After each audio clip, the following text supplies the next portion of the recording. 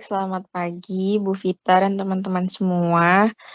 Kami dari kelompok 2 akan mempresentasikan analisis PT Unilever Indonesia yang beranggotakan Adrian Wijaya, saya sendiri Kansa Putih Salsabila, dan Sadam Safiar. Next.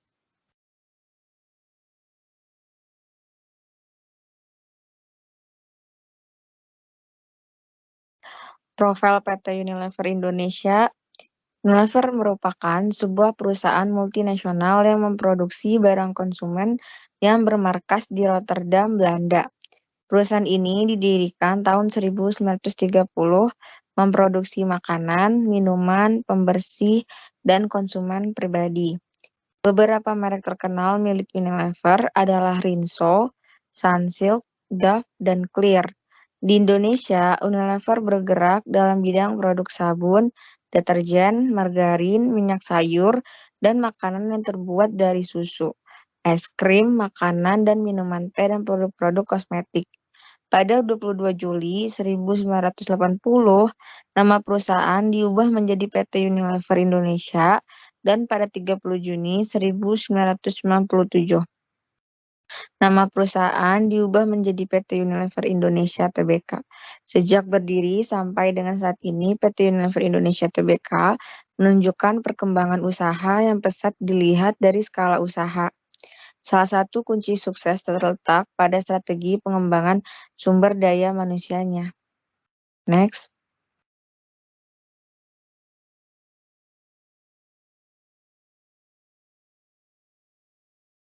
Selanjutnya, tujuan PT Unilever Indonesia.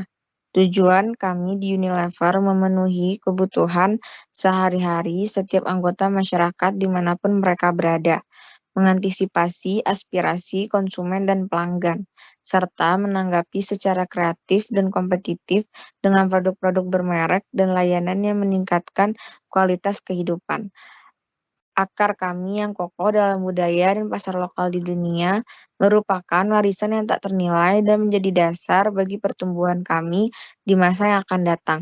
Kami akan menyertakan kekayaan, pengetahuan, dan kemahiran internasional kami dalam melayani konsumen lokal, sehingga menjadikan kami perseroan multinasional yang benar-benar multilokal.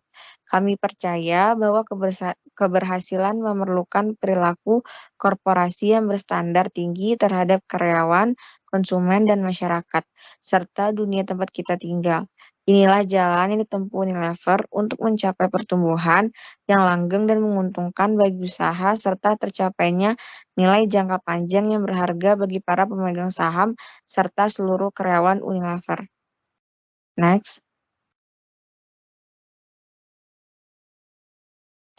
Visi dan misi PT Unilever Indonesia.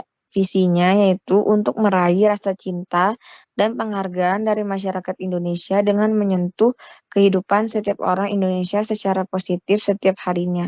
Misinya yaitu yang pertama, kami bekerja untuk menciptakan masa depan yang lebih baik setiap hari. Yang kedua, kami membantu konsumen merasa nyaman, berpenampilan baik, dan lebih menikmati hidup melalui brand dan layanan yang baik bagi mereka dan orang lain. Yang ketiga, kami menginspirasi masyarakat untuk melakukan langkah kecil setiap harinya yang bila digabungkan bisa mewujudkan perubahan besar bagi dunia. Yang keempat, kami senantiasa mengembangkan cara baru dalam berbisnis yang memungkinkan kami untuk tumbuh 2 kali lipat seraya mengurangi dampak terhadap lingkungan. Next. Berikut jenis-jenis produk PT Unilever seperti kecap Bango, Sari Murni, dan lain-lainnya seperti yang ada di slide. Next. Pertumbuhan atau perkembangan. PT Unilever Indonesia Tbk atau perseroan mengumumkan laporan kinerja keuangan untuk tahun 2021 atau diaudit meski pertumbuhan penjualan domestik melambat sebesar 8,0% pada tahun 2021. Perseroan tetap berhasil mencatat penjualan bersih sebesar 39,5 triliun. Kategori Food and Refreshment menjadi penopang utama pertumbuhan dengan membukukan pertumbuhan penjualan sebesar 1,4% di tahun 2021. Next.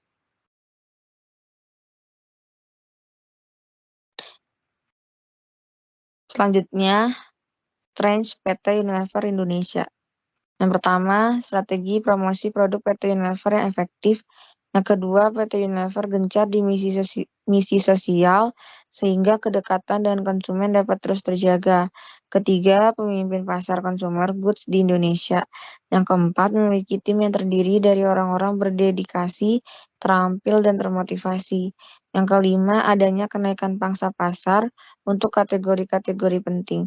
Yang keenam, perencanaan baik dan kerjasama erat dengan para pemasok, konsumen, dan distributor untuk menghantar produk-produk dari pabrik ke tempat-tempat penjualan. Yang ketujuh, PT Unilever sudah memiliki jaringan distribusi sendiri. Yang kedelapan, PT Unilever mempunyai moto Operational Excellence with no compromise on quality. Next. Selanjutnya akan dilanjutkan oleh teman saya. Baik, selanjutnya ada market analysis. Boleh di next. Nah, di sini ada pestle analysis. Yang pertama ada politik, ekonomi, sosial, teknologi, dan hukum. Boleh di next.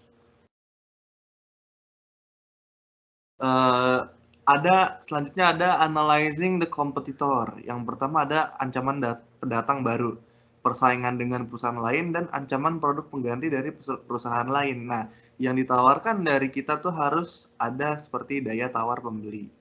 Boleh di next. Berikutnya ada analyzing the competition. Nah, analisis industri. Kita harus memiliki karakteristik produk dan praktik operasi yang baik. Ada analisis pesaing utama, menentukan dan menganalisis perusahaan yang memiliki target pasar yang sama. Lalu menganalisis kinerja masa lalu pesaing untuk dijadikan pilihan, choice gitu. Kita harus belajar dari strategi perusahaan-perusahaan lain untuk mengantisipasi masa depan. Nah, selanjutnya ada strategi masa depan, yaitu mengidentifikasi pesaing baru dan beradaptasi dengan perubahan eksternal. Karena yang namanya bisnis itu, dia fluktuatif, akan selalu berubah-ubah. Boleh di next. Nah, di sini ada Porter 5 Force Analysis. Yang pertama, persaingan yang kompetitif atau persaingan. Ini itu kekuatannya kuat. Kekuatan tawar-menawar pembeli atau pelanggan juga kuat. Kekuatan tawar-menawar pemasok sedang. Nah, ancaman pengganti atau substitusi itu lemah terhadap Unilever karena Unilever sudah besar dan kuat. Nah, yang terakhir ada ancaman pendatang baru atau entry baru, kekuatannya lemah karena seperti yang kita tahu, Unilever produknya banyak dan menjadi salah satu perusahaan terbesar. Boleh di next. Nah, selanjutnya akan dilanjutkan oleh teman saya.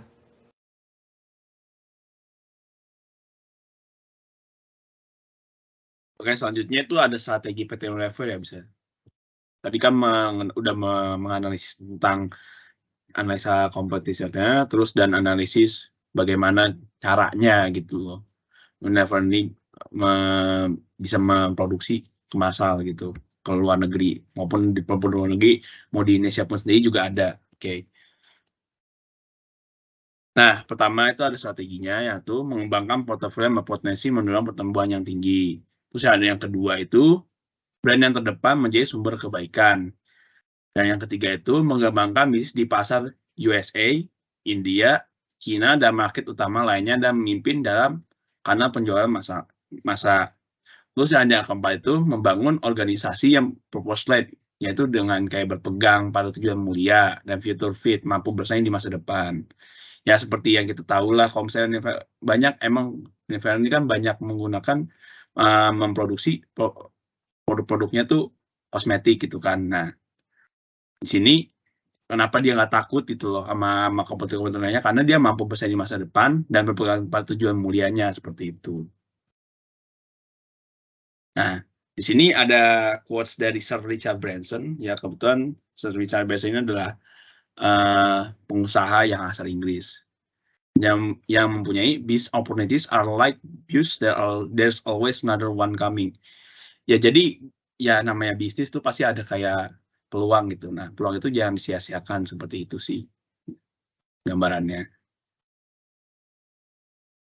Kayak dari Mbok kami, Kurang lebihnya mohon maaf. Assalamualaikum warahmatullahi wabarakatuh.